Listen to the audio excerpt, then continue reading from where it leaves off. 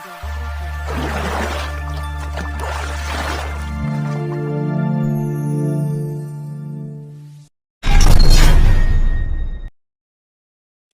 Dewa. Episode 5. Pukulan naga dan gajah Prajna dengan tatapan mata yang tegas. Zhang Ruochen berkata lembut namun mantap. Bu, jangan khawatir. Aku akan berlatih lebih giat dan menjadi kuat secepat mungkin. Sehingga aku dapat melindungi ibu dengan kekuatanku. Setelah mendapatkan pil darah, Zhang Ruochen kembali ke kamarnya dan berlatih.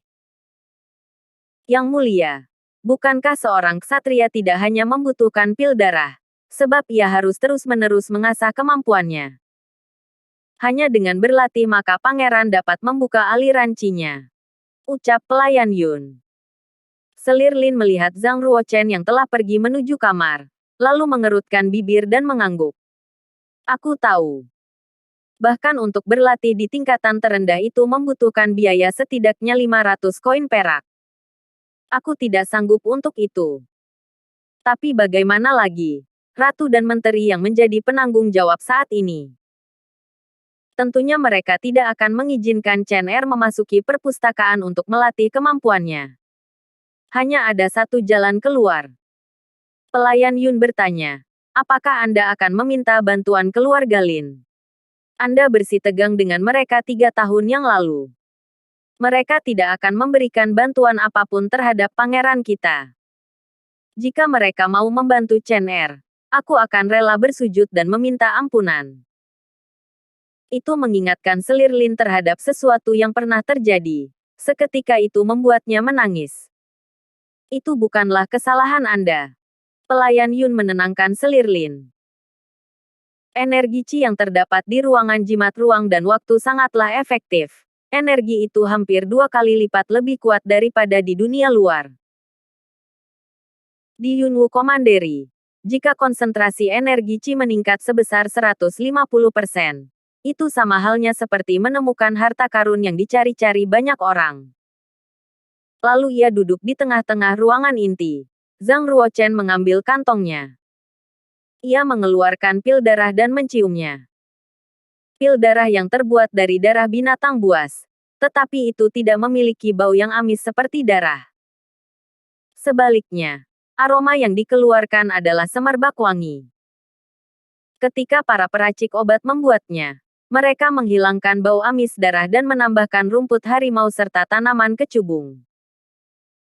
Pil darah yang dikonsumsi dalam kurun waktu yang panjang dapat meningkatkan stamina yang tidak terbatas untuk para ksatria.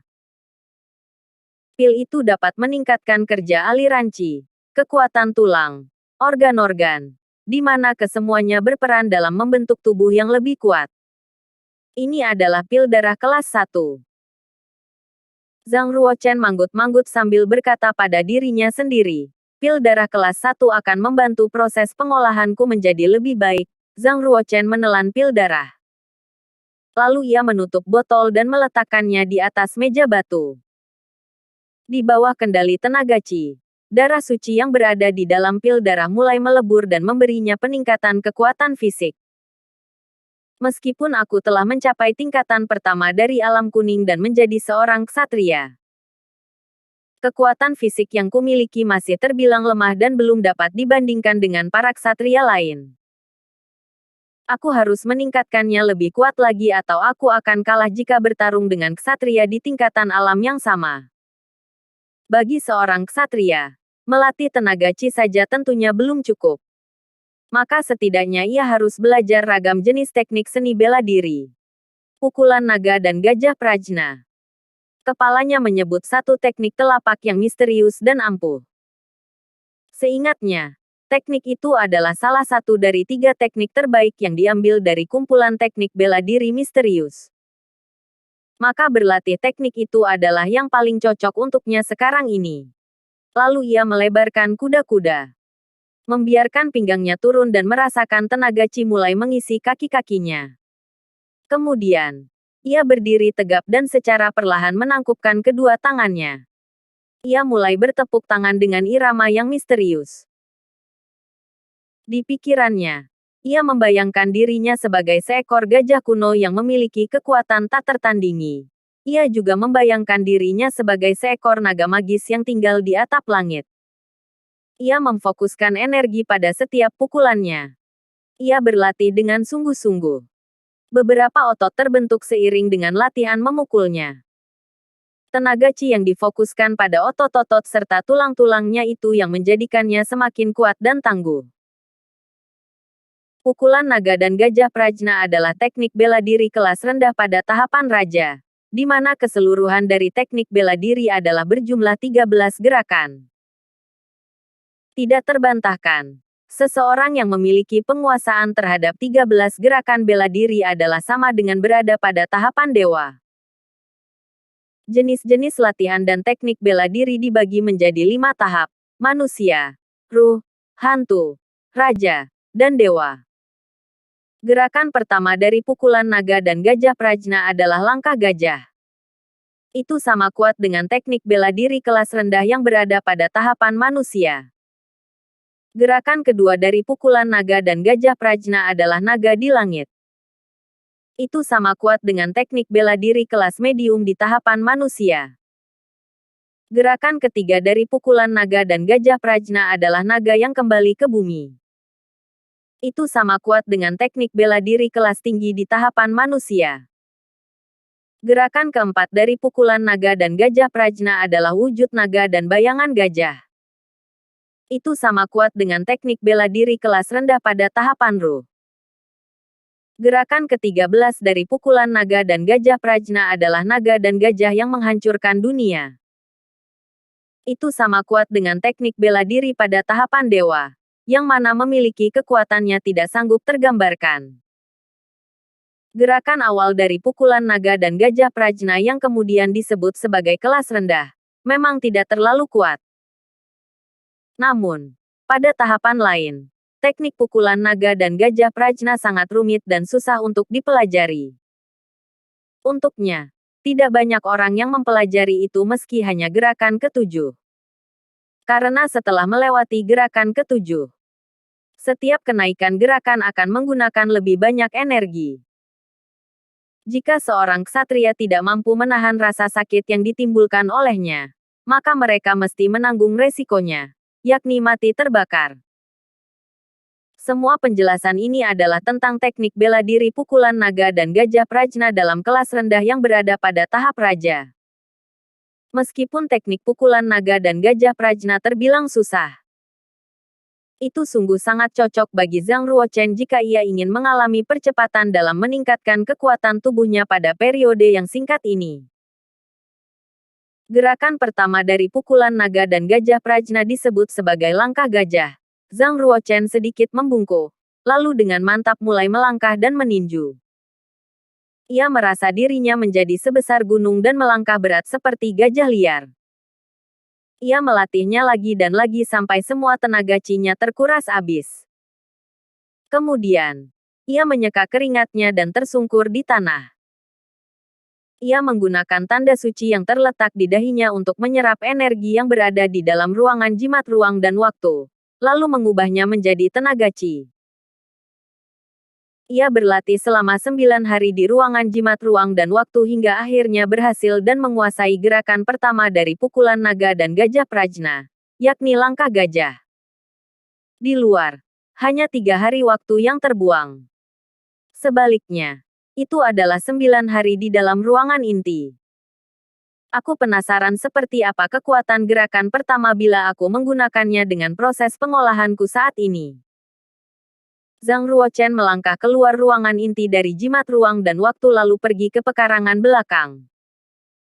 Ia berdiri di tengah-tengah halaman dan mulai menyalurkan tenaga Qi ke kaki-kakinya.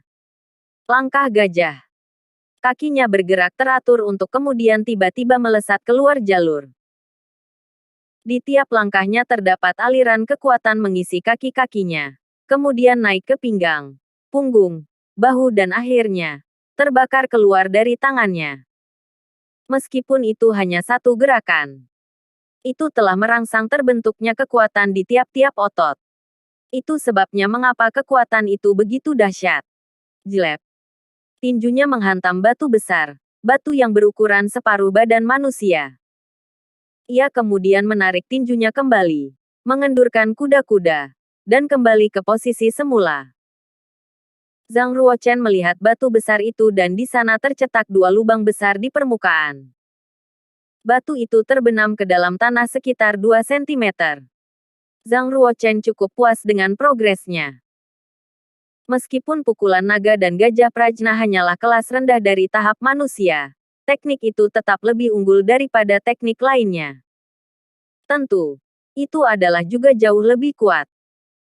Semakin tinggi kelas dan tahapan yang dicapai maka semakin sulit pula untuk dipelajari. Jika aku terburu-buru dan memilih berlatih teknik pada tahap roh misalnya, aku tidak akan pernah berhasil meski telah kuhabiskan 9 hari. Mungkin aku memerlukan waktu setidaknya setengah tahun. Terlebih, itu mustahil bagiku untuk berlatih teknik yang berada pada tahap roh sebab tenaga chi milikku masih belum stabil. Waktu yang diperlukan untuk belajar teknik bela diri dan kemampuan lain sebaiknya aku rencanakan lebih matang.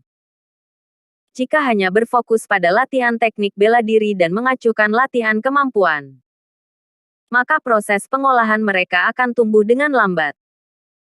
Tetapi jika ada ksatria yang hanya fokus pada latihan kemampuan dan mengacuhkan teknik bela diri maka ia akan mendapat luka serius ketika bertarung.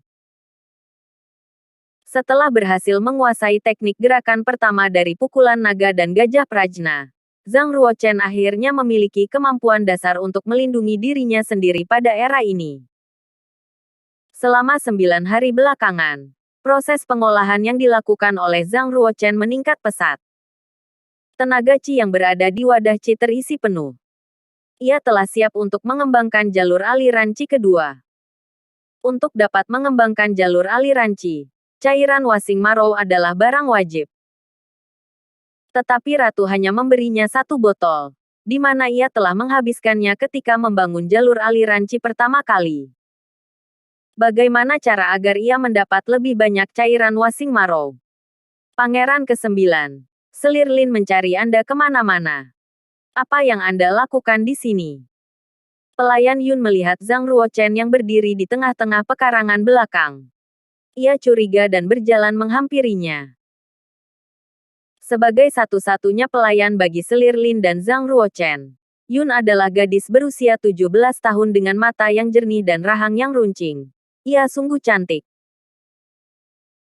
Zhang Ruochen berjalan menghampirinya, untuk kemudian menghalangi Yun agar tidak melihat 2 lubang yang tercetak di permukaan batu dan bertanya dengan sungguh-sungguh, "Saudari Yun, apakah lukamu membaik?" Yun menganggukkan kepala. Tapi mungkin masih butuh 2 atau 3 bulan lagi untuk sembuh. Tangannya patah ketika mencoba menghalangi Pangeran ke-8 beberapa hari lalu. Menyakiti seorang pelayan seperti ia atau membunuhnya adalah bukan sesuatu yang sulit bagi Pangeran ke-8. Bahkan Pangeran ke-8 sama sekali tidak merasa bersalah apalagi mencoba untuk bertanggung jawab atas apa yang telah ia lakukan. Dunia di mana yang kuat yang berkuasa, yang lemah hanya bisa berdarah. Zhang Ruochen bertanya, "Mengapa kau tidak membeli salep penyembuhan otot dan tulang?" Yun tersenyum kecut dan menjawab, "Bahkan salep dengan kualitas rendah pun seharga 200 perak.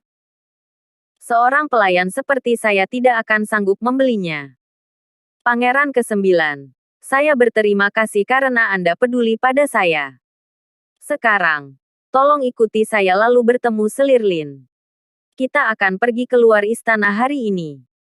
Zhang Ruochen berjalan mengikuti Yun lalu bertanya, "Pergi keluar? Kemanakah?" "Untuk bertemu Ningxian. Anda akan sungguh senang. Sebab Anda sudah lama tidak bertemu dengannya." Yun tersenyum ceria dan menatap Zhang Ruochen. Setiap kali nama Ningxian disebut maka seketika itu pula pipi Zhang Ruochen menjadi merah seperti gadis yang malu-malu.